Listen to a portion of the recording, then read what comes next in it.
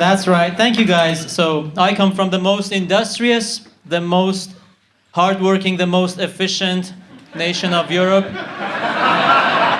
Some people are chuckling. Looks like some people are not happy with their Ferrari's performances lately. Is your Lamborghini losing bits and pieces, sir? What's going on here? Anyways, people tell me, if you're Italian, what's with that American accent? I chose to learn English with an American accent because I wanted to sound cool. That was not the funny part. The plan initially worked in my home country. The Italians would tell me, yeah, the Americans saved us in the World War and protected us in the Cold War. E tu sei molto cool, sei veramente cool, sei proprio cool. And then I moved to Germany, and the Germans would tell me, yeah, the Americans saved us in the World War and protected us in the Cold War. Und du bist cool, voll cool, total cool. Eigentlich bist du sehr cool. And then I moved here.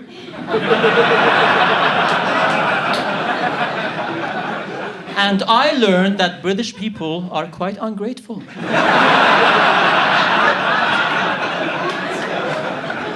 My comedy coach told me, always open with your least controversial joke. Any Germans in? North or south?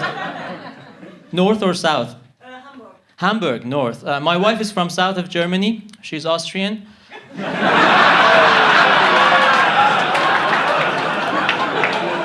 That's a little geopolitical joke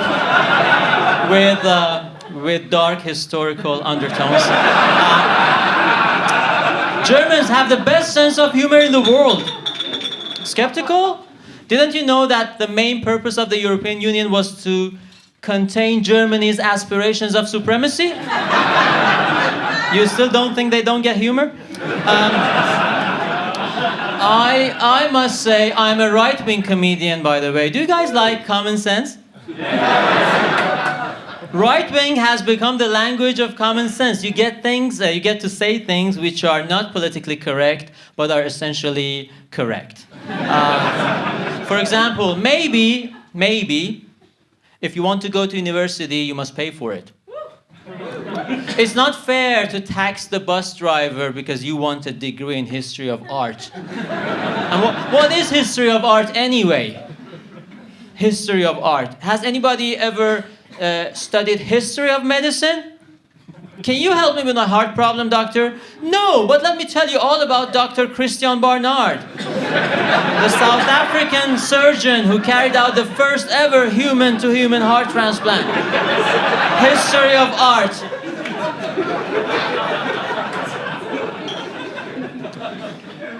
It's just common sense. Maybe Islamic State has something to do with Islam? Just a little bit? I mean, it has Islamic in its name. If something... Thank you. This is going better than it did in Camden. I must tell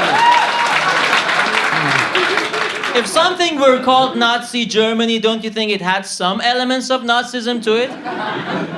Some of you are thinking this is getting pretty offensive. My grandfather fought for Nazi Germany.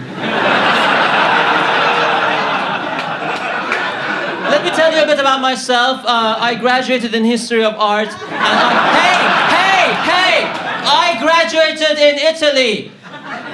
Do you know what it means to get a degree in history of art from the country that invented history and art? Getting a degree in history of art from Italy is like getting a degree in misogyny from Pakistan. It's the highest level. Am I breaking any news to anybody? What else? Do you guys like nation states? Yeah? Give me any country. Slovenia. Can you do more difficult? Slovenia is not bad. Pardon? Uzbekistan. You said that. Okay, Uzbekistan is more exotic than Slovenia. Former Soviet Republic in Central Asia, landlocked country. The flag has 3 horizontal bars, green and blue, and in the middle you have white. White is edged in red, and there's a crescent and 12 stars. Capital city is Tashkent. What on earth was the point of that bit? The point of that bit was not to impress the ladies. The point of that bit was to show you that Brexiteers can be cosmopolitan and knowledgeable. Thank you. Thank you. So, 50 Shades of Grey is the... I don't have time for segues. I know you want your breaks. Listen, segue is an Italian word, by the way. That's our contribution to comedy. And we don't even have stand-up because the weather is too nice outside. So 50 Shades of Grey is the story of a young woman who falls for an older man who is more powerful, super successful, and crazy rich. And women loved it. But women also marched against Donald Trump because he once said that a man can get any woman as long as he is more powerful, super successful, and crazy rich. It's almost as if feminists do not represent all women. I will be doing some jokes later on, but women marched against Donald Trump wearing the iconic pink pussy hat. If you didn't see it in the pictures, the symbol of the protest. It's basically a pink beanie hat with two pointy bits on the sides, like cat ears. Wrong laugh, but okay. Anyways, so the pink pussy hat, pink beanie hat, two pointy bits. But get this, the symbol of the protest became a controversy itself, because some feminists argued that it was not inclusive enough as a symbol. It had to be abandoned. Because they said, first of all, in this gender fluid day and age, not all women have pussies. And secondly, those who do, it's not always pink in case of ethnic minorities. These are the things that feminists actually say. So they said it had to be ditched because this was too Eurocentric, too European. Now, I don't know what idea these American feminists have of European women because I have been intimate to several European women. That's not the funny part. I have been intimate to quite a few European women, and I can assure you, none of them had cat ears.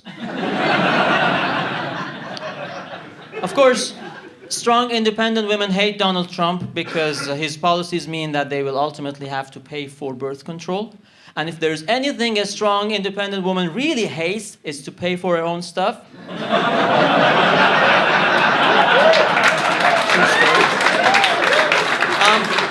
Speaking of strong women, Hillary Clinton is still promoting her latest book. It's called What Happened. In this book, described by New York Times as a feminist manifesto, Hillary explains that she lost to Trump because American white women could not resist persuasion from their male family members. So they went out and voted for Trump. Don't you just hate it when a feminist candidate cannot smash the glass ceiling because of all these millions of stupid, impressionable women standing in her way? I'm glad you got that joke, because that could go either way. Formula One abolished grid girls. You know, grid girls were models wearing kind of revealing skimpy clothes on the racetrack doing promotional activities. And after Formula One abolished them, some of these girls went on Twitter, lashed out at feminists. They said, "We lost our jobs because of you." But I think it's great. It's great that Formula One did that, because in this day and age, we can no longer allow the patriarchy to tell women what to do with their bodies. It is up to less attractive women to tell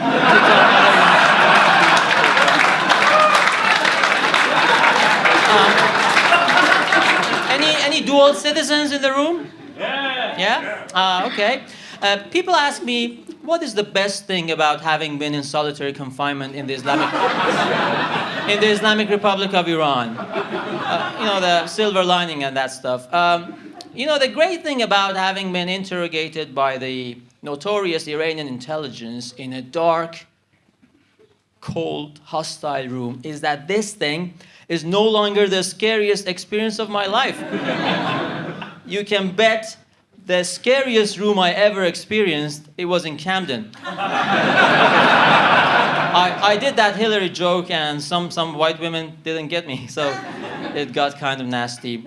Anyway, but if I've learned anything from comedy, the golden rule of comedy I'm going to share with you, never, ever blame the audience for a joke that doesn't work. Because a comedian blaming his audience for the joke that doesn't work is like a feminist presidential candidate blaming women for not winning the elections. Ladies and gentlemen, you have been a great crowd. If you like my act, check out my full show this August at Camden Fringe Festival. Thank you very much.